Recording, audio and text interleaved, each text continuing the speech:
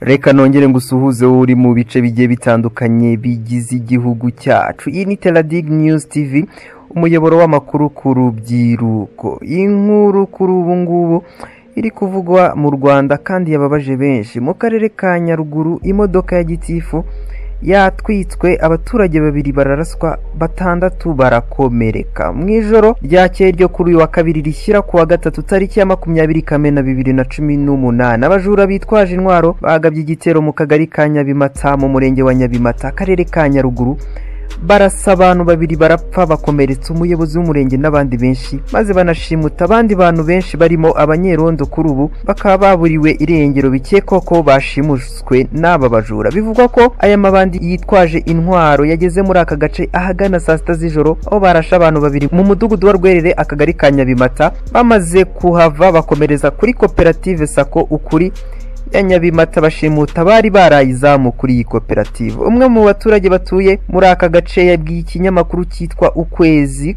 dukesha iyi nkuru, mu bakomerekeyemo muri iki gitero cyagabwe n'amabandi harimo umunyamabanga nshingwabikorwa w'umurenge wa Nyabimata Sengiyumba Vincent, harimo kandi na Munyaneza Fidele n'abandi batatu batwaye abantu benshi harimo abanyerondo bari bari ku murenge. Abo bantu ngo ntibaraboneka ndetse n'abaturage ngo ntibaramenya irengero ryabo. Abo bajura kandi ngo batwitse imodoka ya gitifu n'icumbi yabagamo, batwitse moto ya Havugimana Jean Marie Vianney bita Nyangezi, ndetse hanakekwa ko bamutwaye barakomeza bajya muri santeri ya Rukomero, basahura butike ebyiri barazagaza pe. Guverineri w'intara y'Amajyepfo Madamu Mureshyankwano Rose yavuze ko nabo bumvisha aya makuru, ariko kugeza ubu bakiri gushakisha ngo bamenye neza uko bihagaze. Reka ngensoreza ahangaha, nkomeza kukwifuza kugira ibihe byiza.